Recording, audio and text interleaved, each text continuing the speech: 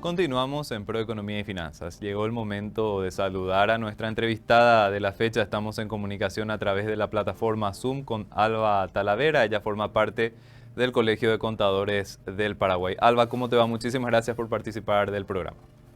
Gracias a vos, Eduardo. Muchas gracias.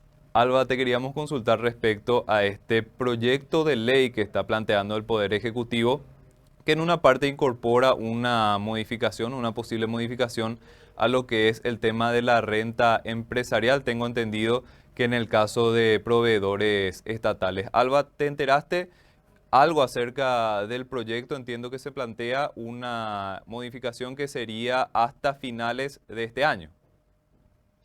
Y yo creo que eso es más bien un proyecto de ley de emergencia, ¿verdad? Entiendo que, porque originariamente la retención que practicaban las entidades públicas, autárquicas y del Estado era originariamente 1%, ¿verdad? En base a un salario mínimo. El salario mínimo hoy en día tenemos que tener en cuenta de que orilla a los 2.658.000 guaraníes. Entonces, a partir de un salario mínimo sin IVA, se practicaba esa retención. Luego, esto subió a 3%, ¿verdad? 3%, y ahora están solicitando que el aumento sea el 1%. En realidad, Eduardo, no hay mucho problema en el sentido de la disponibilidad o de la liquidez, porque resulta ser que cuando yo me voy a proveer, un ejemplo práctico para que entiendan, ¿verdad? Yo soy, por decir rápidamente, librerías el Colegio Sociedad Anónimo, librerías los amigos Sociedad Anónima, ¿verdad?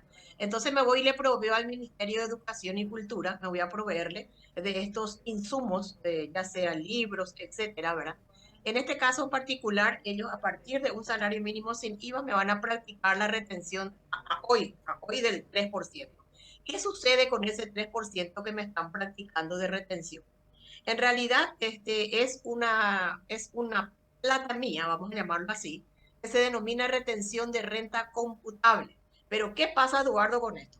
Yo recién el próximo ejercicio fiscal, ¿verdad? Es decir, en abril del año 2024 sería en este caso en particular, voy a utilizar en mi formulario, el formulario del IRE general, del impuesto a la renta empresarial, régimen general, recién en ese momento yo voy a poder utilizar esa retención, Eduardo, en un ítem en donde habla de retención de renta computable. Es decir, yo voy a dejar de disponer de ese 4% hasta el próximo año correspondiente a este ejercicio fiscal 2023. ¿Por qué?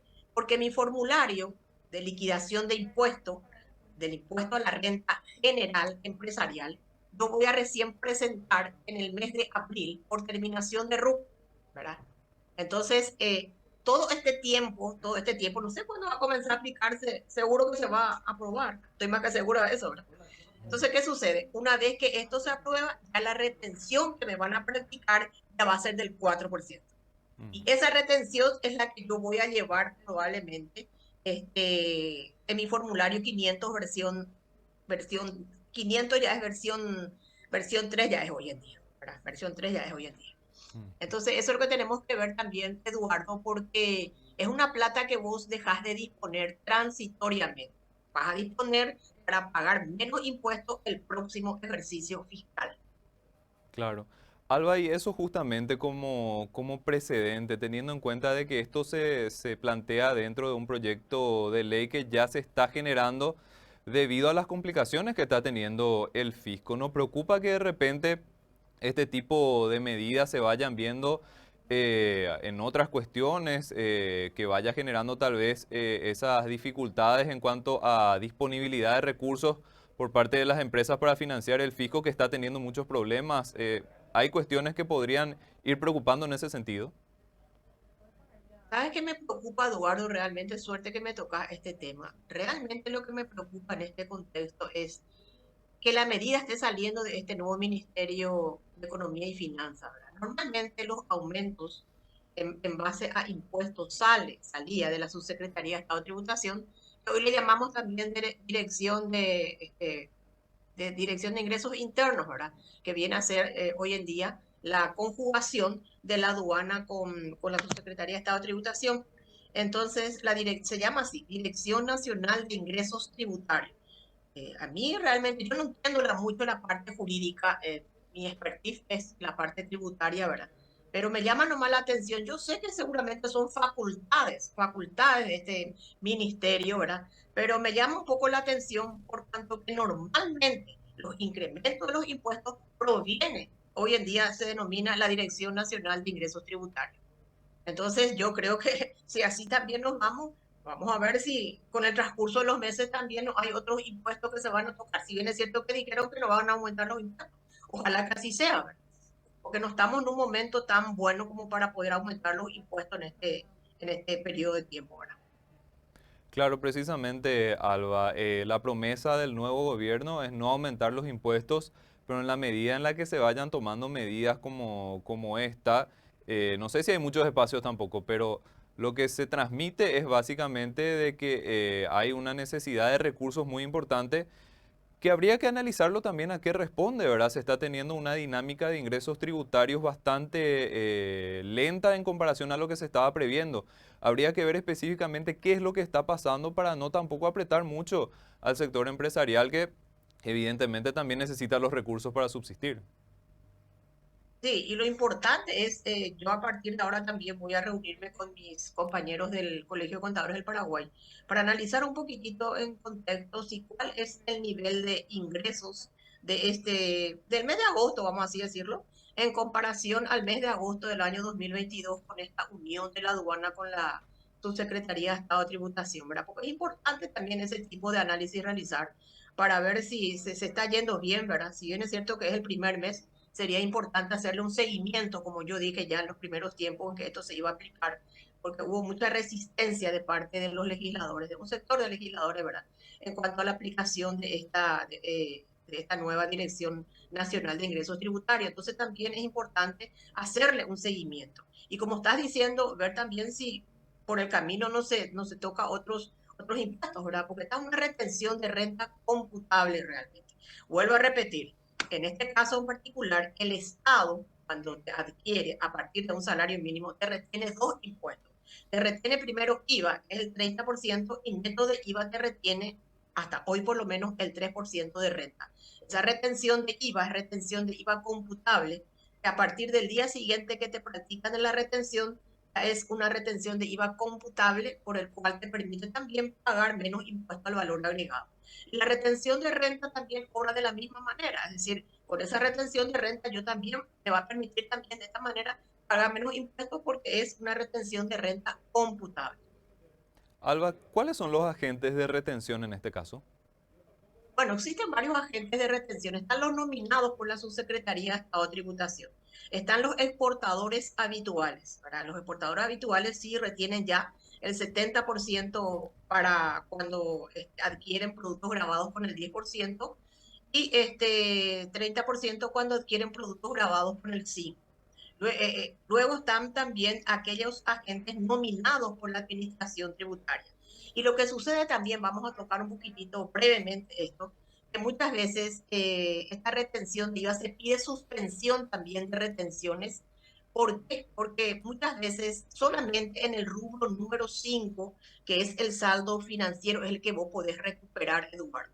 Si a vos te sale, por ejemplo, tu ingreso menos egresos deducibles, ¿verdad? Por supuesto, y te sale un crédito fiscal en el rubro 4, se llama saldo técnico. En cambio, el saldo que te sale en el rubro número 5 se llama saldo, se denomina en realidad saldo financiero. Y muchas veces cuando vos le estás prestando servicios, por ejemplo, al Ministerio de Salud, y al mismo tiempo vos estás importando algunos productos médicos, resulta ser que tenés en exceso la cantidad de IVA crédito fiscal y se llama pago indebido o en exceso. Entonces se pide la suspensión de las retenciones, es decir, bueno, a partir de este momento yo tengo un certificado que me avala que usted, Ministerio de Salud, ya no me puede estar practicando la retención. O si no, una plata parada también eso, Eduardo. Ujú. Alba, aprovechando que hablaste acerca del análisis que ustedes realizan respecto también a lo que es la Dirección Nacional de Ingresos Tributarios, ¿se mantiene el diálogo con el director Óscar Orué? Entiendo que cuando era viceministro de la Subsecretaría de Estado de Tributación había cierto diálogo y bueno, predisposición para ir viendo las cuestiones que competen tanto a los contadores como al fisco, como al Estado, ¿verdad? ¿Ese canal de comunicación se mantiene vigente? Qué buena pregunta, Eduardo. Qué buena pregunta, Eduardo, porque realmente a mí me preocupa lo siguiente, ¿verdad? Me preocupa en el sentido que no estamos hablando, si bien es cierto, la culpa no la tiene ambas partes, nosotros en realidad vamos a solicitar ahora, ojalá que siga ese canal de comunicación. Yo sé que él estará viendo o estará escuchando esto, ¿verdad? Ojalá que siga existiendo este canal de comunicación. Si bien es cierto, Eduardo, que él es el director nacional de ingresos tributarios. Y después están las tres gerencias. En una de las gerencias está Eber Otasub, que es el que le supla él actualmente en el sentido de que era el subsecretario anterior, vamos a llamarlo, ¿verdad? Después está la gerencia administrativa y está la gerencia de aduana.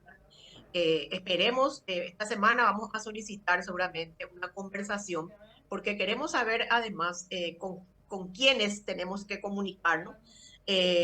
Por ejemplo, en el sentido de que de repente el Marangatú no funciona y otros temas tributarios también, ¿verdad? Para saber cuál sería nuestro canal de comunicación, ¿verdad? Porque hoy en día, como te vuelvo a repetir, él es el director nacional de ingresos tributarios. Entonces, yo probablemente tendría que hablar ya con Rivero Tazubra.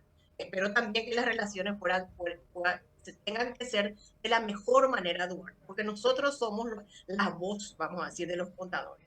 Mm. Voces y oídos somos nosotros porque nosotros no recibimos las consultas, recibimos las sugerencias, recibimos las quejas de repente, ¿verdad? Y nosotros tenemos que canalizar esto. Para eso estamos nosotros como Colegio de Contadores del Paraguay, canalizar esto a través de una persona con la que tenemos que tener un diálogo permanente y fluido. Y ojalá que así sea, ¿verdad? Yo tengo la esperanza que va a ser así.